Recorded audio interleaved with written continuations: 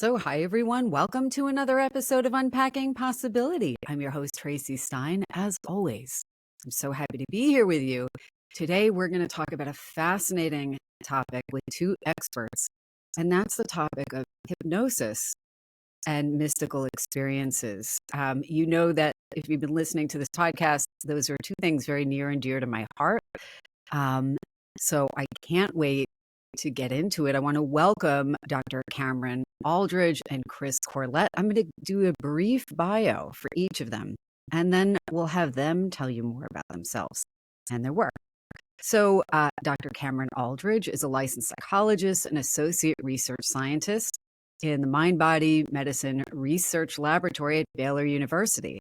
So Cameron teaches graduate and undergraduate psychology classes and runs a private practice that focuses on clinical hypnosis and utilizing non-ordinary states of consciousness. So Dr. Alldredge has received multiple awards, including the American Psychological Association Division 30's recognition for groundbreaking early career contributions to the advancement of scientific hypnosis, and the Stanley Krippner Award from the Society for Clinical and Experimental Hypnosis. He's also published dozens of scientific articles on hypnosis, as well as a recent book, which I just ordered, and congratulations. And he has led countless workshops and trainings on hypnosis. My other guest, Chris Corlett, is a fourth-year graduate student at the Mind-Body Medicine Research Lab at Baylor University as well, under the mentorship of noted psychologist and researcher Dr. Gary Elkins. Chris is a varied background in everything from writing and psychology to knowledge about a variety of spiritual practices. Chris's research focuses on studying hypnosis and mystical experiences specifically. He serves on the executive committee of the American Psychological Association Division 30, the Society of Psychological Hypnosis, and he's a member of the Society for Clinical and Experimental Hypnosis. So without further ado, welcome. Thank you. Thank you. Yeah. Thanks for having us. Your bios were so great. We can almost just stop there, but there's so much for us to talk about. Really, as you know, but our audience doesn't, I first came across your work because I was taking continuing education in hypnosis, and I'm always looking for something that is really interesting and inspiring outside of the norm. And right away, I saw the topic and I was like, I need to learn more about this. Maybe you should tell me and our audience about your work in a little more detail. Sure. Yeah, so we have shifted our focus, our research focus in the lab to include more topics that are related to this renaissance that we're seeing in the scientific literature, mostly thanks to the use of psychedelics and the psychedelic assisted therapy. But there's this increased interest in the more spiritual or mystical topics of this realm of therapy and research. So we're trying to ride that wave because we see hypnosis as being a really fantastic tool to accomplish very similar effects. And if we can look at those a little bit more closely and focus on them, and we can do that without the use of psychedelics, then I think that's pretty noteworthy. So that's the broad overview of what we're kind of working on, and we're happy to get into any specifics based on the questions that you have. Chris, I don't know if you have anything to add. Yeah, I could add a little bit to that. So even your own motivation for studying this too. I'm very curious about that for both of you personally. Yeah, well, I've always just found that kind of thing fascinating. I had some psychedelic assisted experiences when I was in my college days, and just kind of been fascinated with that kind of thing ever since. I started getting into yoga and meditation, and decided to make a career transition, and went back to school, studied psychology, and now I'm here at the Mind-Body Medicine Research Lab at Baylor. And was just kind of lucky enough to have the opportunity to study mystical experiences in relation to hypnosis, because some work had been done by Stephen Lynn and his colleague Evans, where they had just sort of stumbled upon the fact that hypnosis could induce a mystical experience. And our mentor, Dr. Elkins, knew that I was interested in psychedelics and psychedelic adjacent topics, and he found those articles and he was like, why don't you work on this for your master's project? And so we kind of developed our own project for that. And then, next steps, we're kind of looking at where we can take that next. Yeah, and I think for me, I'm personally very religious, very spiritual, and I see that studying mystical experiences is this area where there's this very nice blend between the spiritual and the scientific. So it's giving space for scientific inquiry into these more spiritual topics. And so that for me is really rewarding, and that's why I like this line of research. It's so great. I want you to answer in a moment, or describe rather to people, just the nuts and bolts of what hypnosis is and what mystical experiences are. But I want to also just say, as you were talking, I was thinking, religious practice or practices and spiritual practices, everything from the very secular to the distinctly religious, to me, they are inherently hypnotic. So it's such a natural pairing. But maybe before we go too much further, maybe you could give your definition that you would give to your patients or your study participants, what hypnosis is, what a mystical experience is. Yeah, happy to.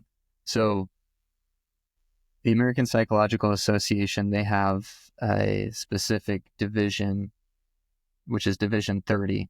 And now, I guess it's a decade ago, in 2015, they came out with an official definition of hypnosis. We had a number of experts on a panel come together and create one unified definition. And so they define it as a state of consciousness involving a focus of attention and reduced peripheral awareness, characterized by an enhanced capacity to respond to suggestion. So if we break it down, there's really three main parts. There's focused attention, which really means that you're just absorbed in the experience that is unfolding in hypnosis. And the second part is reduced peripheral awareness. So what's going on around you and, other things in your life are not very important to you in that moment. And then the last part is an increased or an enhanced capacity for response to suggestion. That's just anything that is like a positive suggestion that brings about a change in what you think, feel, or do.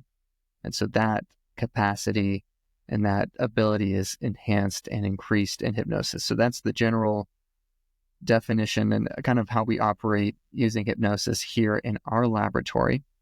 And then to answer your second question, more about mystical experiences. So a mystical experience, there's a few different ways to talk about it. Usually they're described as being profound, often life-changing encounters with what individuals perceive as being the divine or ultimate reality.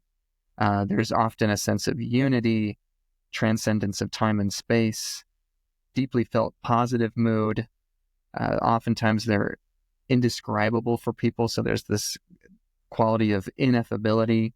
And then there's also a lot of times where there seems to be this intuitive understanding of profound truths. So it's really a deep spiritual experience. There's kind of a synonymous term that we use often in our own writing, which is a peak spiritual experience. So that kind of gives you a better idea, because oftentimes this mystical word is new for people. They also confuse it with the word mythical, which is very much a different thing. So Yes. we try to try to help people figure out, okay, what is a mystical experience and what makes an experience mystical?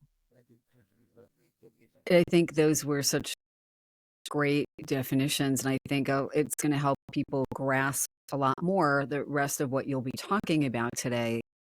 I wanted to ask you, I know you mentioned peak experiences and mystical experiences. What other types of mystical experiences do people describe to you outside of the laboratory? So other things that people might be able to relate to, saying, oh, I know that feeling because I had it in this situation. Are there common situations where people would say, and this prompted a mystical experience? That's a good question. I I don't know if I would describe mystical experiences as common. Um, I think they're somewhat rare. Oftentimes, people have mystical experiences because they follow closely and diligently um, kind of a religious way of life. So often mystical experiences are kind of a side effect of following a spiritual way of life. They can happen spontaneously, especially if you're kind of experimenting with drugs or things like that, or you have like a, particularly profound experience in life, and that can kind of sort of lead you to contemplation and then maybe have a breakthrough that could result in a mystical experience. But there are common features of mystical experiences when one does have them. A lot of this work was done by a man named W.T. Stace. He wrote a book in 1960 called Mysticism and Philosophy, and this was one of the early attempts at sort of categorizing and describing mystical experiences.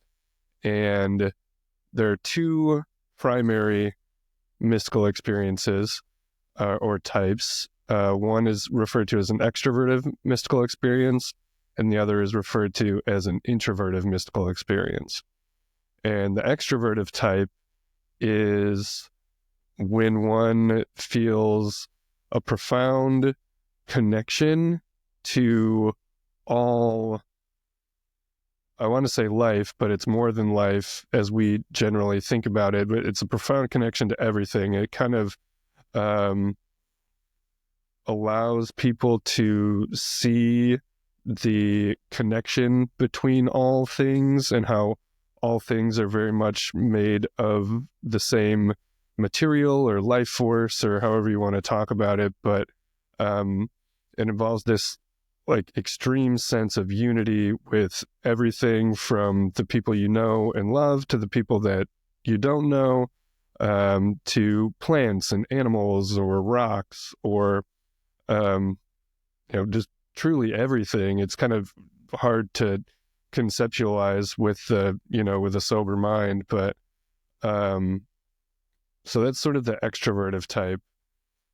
And then the introvertive type is known more, if you think of like, a guru meditating on a mountain kind of thing, and the sort of defining characteristic of the introvertive experience is that all mental constructs kind of fall away. So like everything that your mind is normally consumed with, be it your day-to-day life, the project that you're working on that you have to get done in 6 months or 12 months, to emotions or background thoughts. There's basically the mind just kind of like stops working, stops attaching itself to things, and it feels like an extreme sense of freedom. And how a lot of people describe it is as if it's the ground of all consciousness, all existence. It's like a connection with that unitary consciousness. So those are there, and then there's a lot of shared characteristics between the two, but that's kind of the primary difference of the two main types of mystical experiences. It was so helpful. And I realize I misspoke before because it's like, oh, it's not common. Absolutely. It's a rare experience. But as you were talking and as I was looking back at your presentation that you did in some of your slides, it made me think of times in my life that I would describe as a mystical experience. And I don't think these are as uncommon in terms of no one's had them as we're often led to think, because a lot of times people don't talk about them. There isn't a normal social context for talking about them a lot. And, one I'm thinking about when my grandfather passed away, this is like 35 or more years ago. And it was such an excruciating loss. It was kind of a traumatic-esque experience for us because it was so sudden. And I remember a year later, I had a very profound and vivid transpersonal experience of him. I would call it a visitation. But like the physical world almost disappeared. And it was so profound. And it was a connection that is so much beyond what I've ever experienced with a living person. And it's a hard thing to describe. It was like there was no boundary to the fact that we were connected. And it was very brief. And similarly, I don't know if this is going to sound surprising or not, but I was having acupuncture and acupressure for a pain condition many years ago. And the pain of the treatment was so intense that I had an out-of-body experience while I was having this person work on me. But again, there was no separation between me and someone I loved and the larger kind of spiritual, whatever that is that connects us. Some people would call it God, some people would call it something else or simply divine, but it was remarkable. Now, these have not been everyday experiences for me, but I've had others, and I'm wondering if there are situations that catapult people into mystical experiences. I mean, what you're talking about is hypnosis, which is amazing. Yeah, and we're actually publishing a paper in the next couple months, really answering that exact question of, we see this mystical realm as being kind of like a destination, and there are many different vehicles and paths that you can take that all go to that same destination. And so we've studied and looked at psychedelics as one, but then the one we're mainly interested in our lab is, as you mentioned, hypnosis. But then there are so many different religious rituals or meditation and so many different ways to go to the same destination, which it just kind of shows that the mystical realm exists independent of the vehicle used to take you there. It's really amazing. During your study, for people who aren't as familiar with psilocybin, psychedelic compound derived from mushrooms, and it does induce mystical experiences like feelings of oneness, love, self-love, and quite a bit more. I'm blown away at the results you found in your study because they seemed much more pronounced than for psilocybin and more reliable. Is that what you found?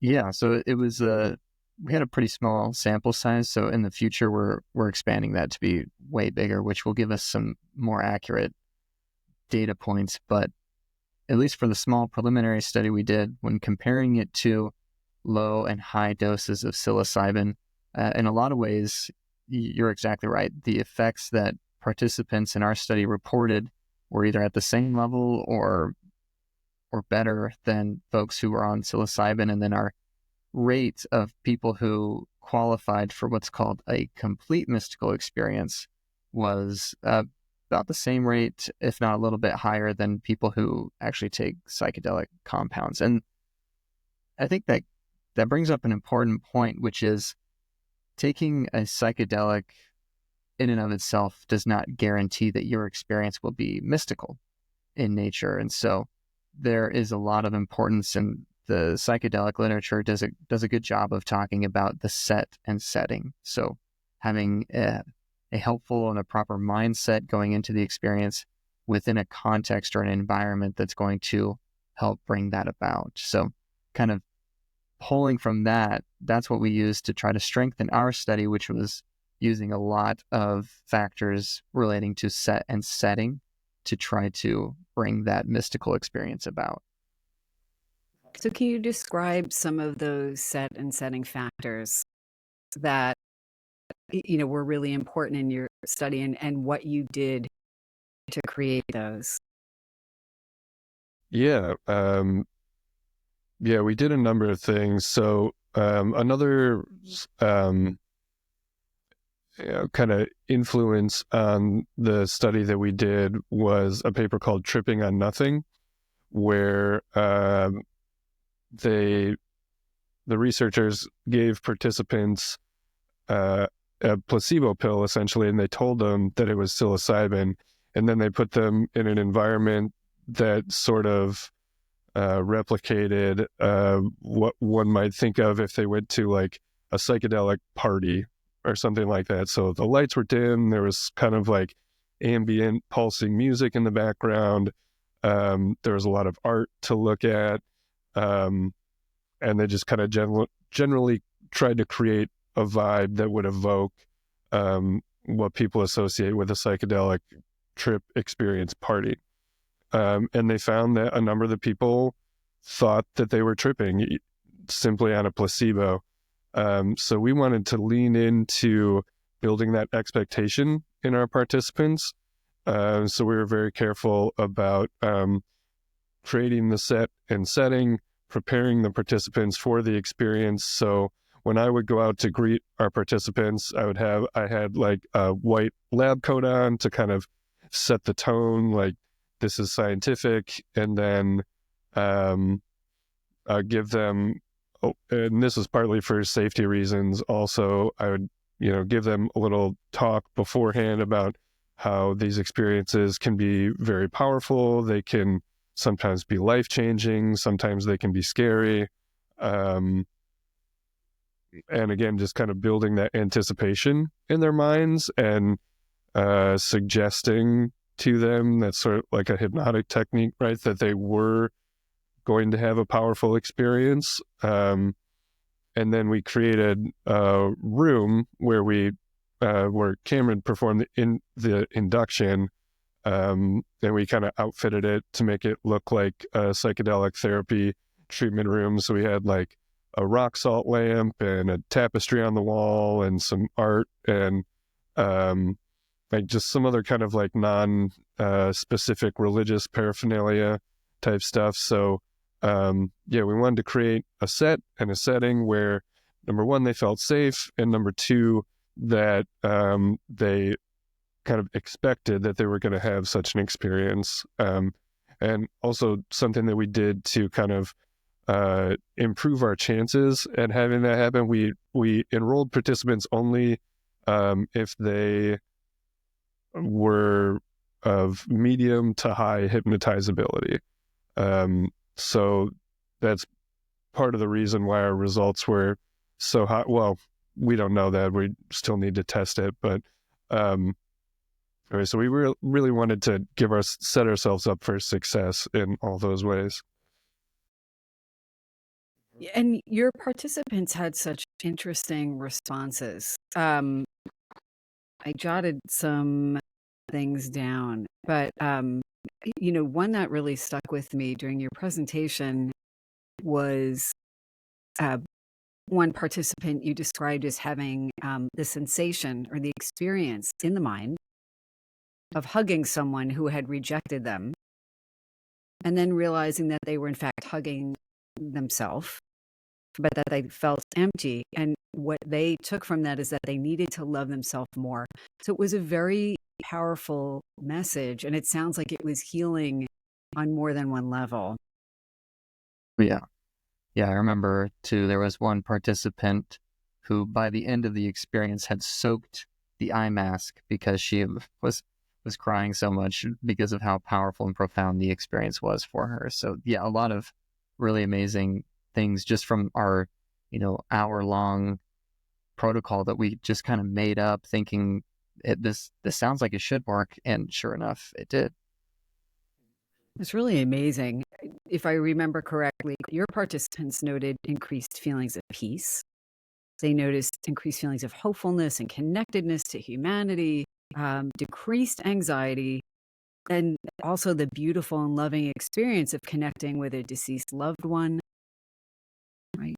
And I want to just emphasize again that what you are talking about is using hypnosis, a clinical tool, but something that just about everyone has some aptitude for. And I'm saying that knowing that a certain percentage of the population are considered low to, not hypnotizable. But I don't know if I'm convinced that that means one cannot have some version of a hypnotic experience. Like, I think just about everybody daydreams. I would consider that a hypnotic experience. So it's so powerful.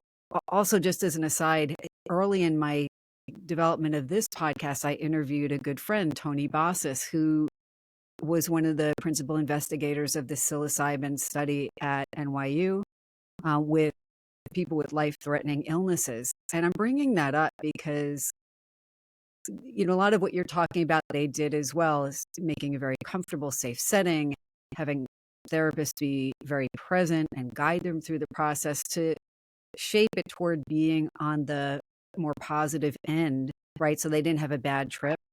But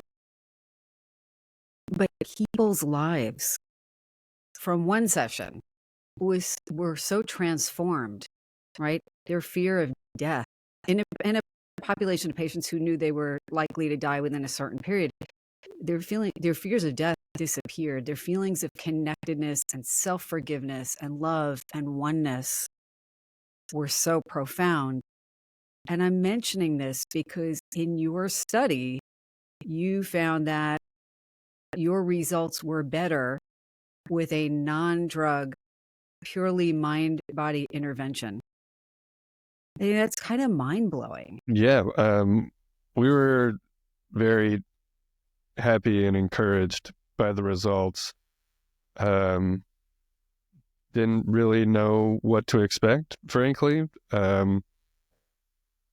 Cameron wrote the script. He based it on the mystical experience questionnaire.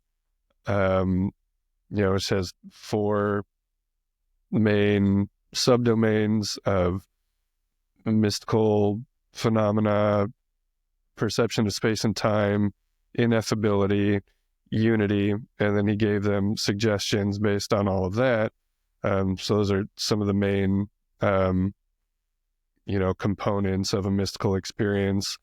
But really, we didn't really know what we were getting into, and our early results were not as good as the later results. So, I think maybe 3 of the first 4 participants or something like that did not have a mystical experience or a complete mystical experience. And then I think Cameron sort of caught his stride as the, hypnosis master. And and what I was kind of most excited about personally was just what you're saying, relating to all the people's qualitative experiences as opposed to the quantitative self-report measures like the MEQ30, but what people said about their experiences after they were done, and some of these really profound experiences that people had, that one participant kind of realized that he was overextending himself in relationships and wasn't really giving himself the proper attention or care or love. We had another participant who felt as if she had communicated with an uncle that had passed away, and so she found some resolution to this really deep sense of grief. We had other people who had more extrovertive type experiences where they, felt profound senses of connection with everything and everyone. And when we started reading the qualitative reports, that's when I started to think that we might really have something here, because I myself was a little skeptical because I have taken psychedelics, and I've been like, well, it must be the compounds that are doing this. But people are having mystical experiences without any substance at all. And so I was really kind of floored by that. And looking forward to the next, the next steps in the process. I'm just out of curiosity, because I don't remember, were you able to follow up with participants from this study and see if they had subsequent mystical experiences? I know it was a small kind of pilot, so I understand if you didn't. Yeah, for this study, we didn't do any kind of follow-up measurements or anything, but that is definitely what we're going to be doing in the next one. It's so important. Cameron, I watched one of your videos. We could spend a whole interview just on that with your virtual reality analogy, and but you mentioned something about, and I think this is so important, one key difference between using hypnosis to initiate any kind of experience, but a mystical experience specifically here, versus something like psilocybin or another psychedelic, is that you have much greater control over starting and stopping, and to some extent directing the experience when it's hypnosis. Absolutely. That's honestly what I see as one of the biggest advantages, is that we don't need 8 hours and all these logistical things to be figured out. Instead, we can, within an hour, we have started and stopped the experience, and the person's able to drive home on their merry way without all the other things that come with having to take a psychedelic. So that's honestly one of the biggest advantages I see. Yeah, absolutely.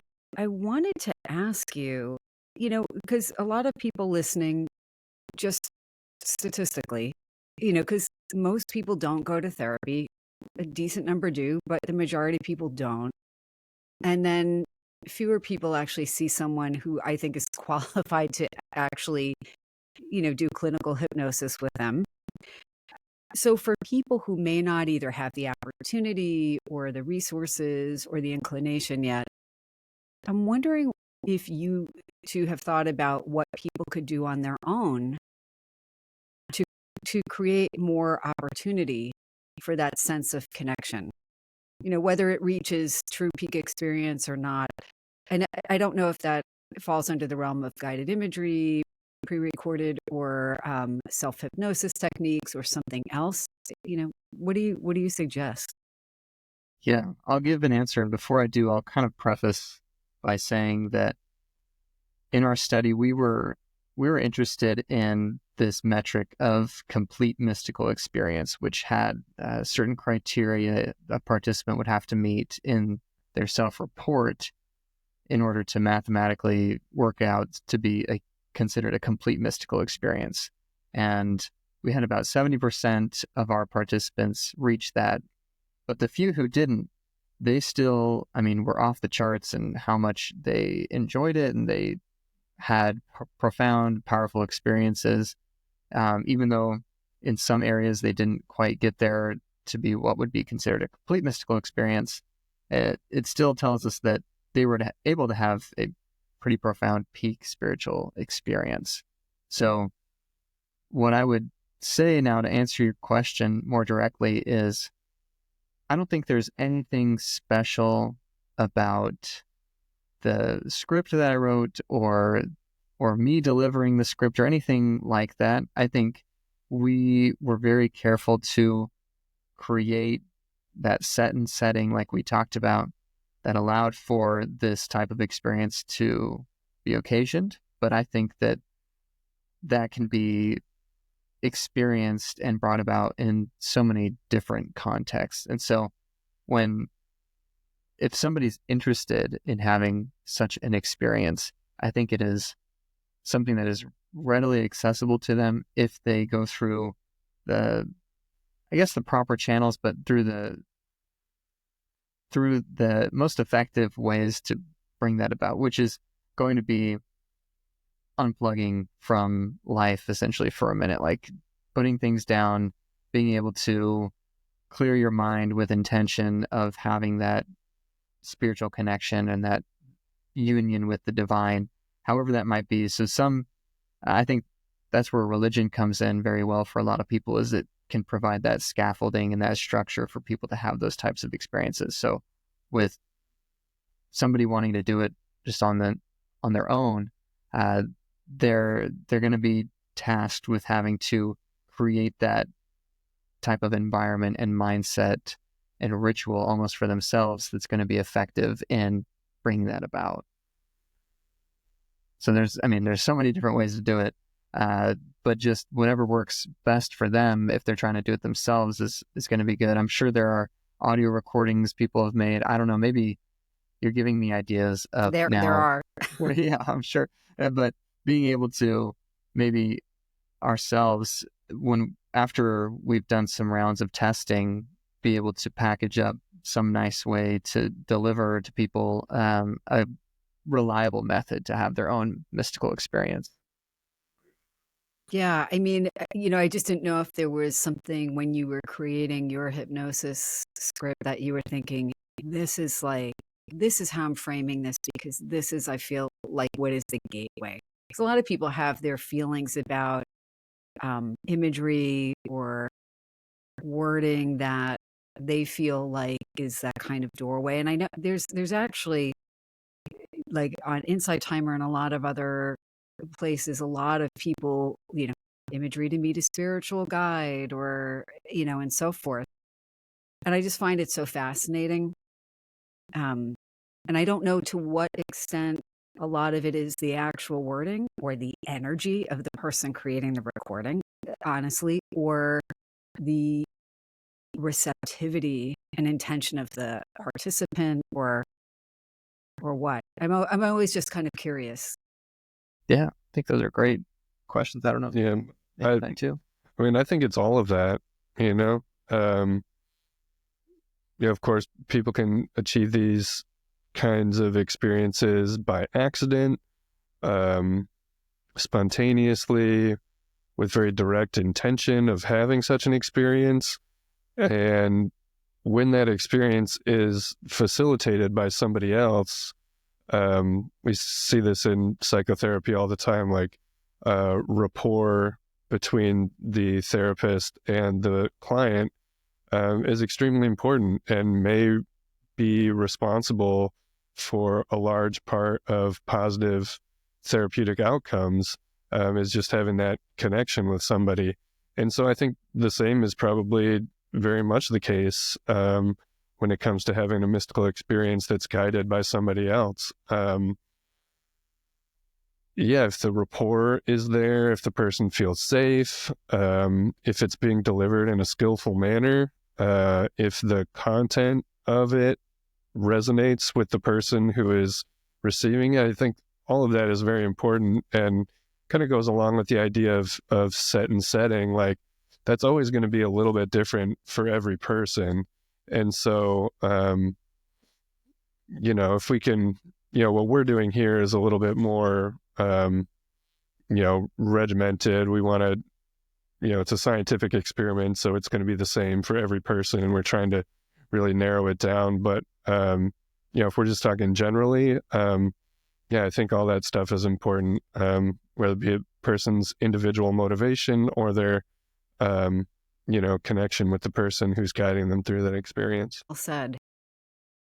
I don't know if this is too far afield for you guys. I mean, I have had a lifelong interest also in intuition, and I see that as often, not always, intertwined with the mystical. It doesn't have to be.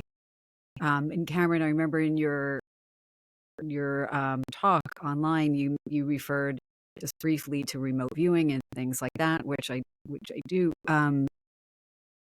I'm curious about how many of your participants will wind up tapping into, this kind of timeless space, right? Where all things are possible, where time isn't really so linear.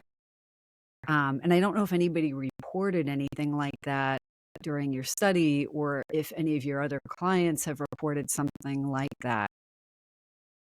Definitely. Actually, that is something that we've measured. Part of the MEQ30 is transcendence of time and space. And so a lot of people experience that. But I also think that that's just kind of a byproduct of hypnosis naturally, where a lot of times when we're doing hypnosis sessions with folks, they will report at the end of like an hour-long session, they'll be like, wow, felt like it was about 5 minutes long. Or it could be the opposite, where you do a short hypnosis session, they think it's 2 or 3 hours long, right? There's this fluctuation, this transcendence of time and space. And so I think that's inherent to these non-ordinary states of consciousness that we're dealing with. And that's how I see hypnosis as kind of just being one method to bring about a non-ordinary state of consciousness, kind of turning off our brain's natural conscious filter, changing that filtration system so that we can dive more into what is always there that we just kind of filter out, which is the more spiritual parts of ourselves and our psyche. Yeah, so true. I want to ask you if there's anything that I did not ask you that I should have, or if there's anything else you would like to share about either your upcoming research or your ideas or other work or anything, or something you want to leave people with. Yeah, I'm happy to talk a little bit about the next steps we have for our research. So we're securing some grants and some funding. The big idea we have next is to do a large study with about 100 participants. Actually, it's going to be probably closer to about 130 participants going through really similar procedures as our pilot study. And before we go through our study with them and our experimental procedures, we're going to see where they're at as far as their spirituality, religiosity, and give them a bunch of measures of human flourishing. So we're mainly curious about how does one's spirituality and religiosity that they bring into the room with them at the beginning of the study, how does that affect the experience that they end up having? So then we'll give them the experimental procedures, and then after a 2-month period, a delay, we're going to give them those same measures of human flourishing, and we're going to ask them questions about the experience itself. And we're going to see, first of all, how is the experience augmented by what people bring with them? And then second, does it actually improve their life or bring about any beneficial change that lasts long term? I guess it's not long term, but at least 2 months, which is a pretty decent amount of time. So that's our next big project that we're gearing up for. I don't know, Chris, if you had other things you want to mention or parting words, but no, I think that pretty much covers it. This was, such a pleasure to hear you speak more about your work and your thoughts on these important topics. Again, I really meant it when I said we could spend quite a lot more time, talking about this, because there's so much there. But it's so compelling and so important. I really appreciate you both taking time out of your super busy schedules, because I knew it was a big ask to have you do that. Do you have websites or anything that you want people to check out? And if not, that's okay. yeah, definitely. It's fresh on my mind because an initiative we're trying to do, I've noticed this gap in social media content of hypnosis being presented by clinicians or people properly trained and licensed. And so we are doing a big social media push. It's going to have a lot of highlights about our studies, about mystical experiences and all kind of things that our lab is doing. And so those social media handles, both on YouTube, Instagram, TikTok, if it's still around, we'll see. And there, it's just my name, Cameron Alldredge, just one word, and that's where you'll find us. Great. And I'll put that in the show notes. Cameron and Chris, I just want to thank you again for coming on the podcast. It was so great to hear from you and hear more about your work and all you're doing. So thank you. Thank you. Yeah, thanks so much for having us. Really appreciate it. Yeah. My pleasure. This has been another episode of Unpacking Possibility. If you enjoyed the show, and I know you did, please remember to like, share, follow, leave me a comment, let me know what you think. And as always, until next time, be well.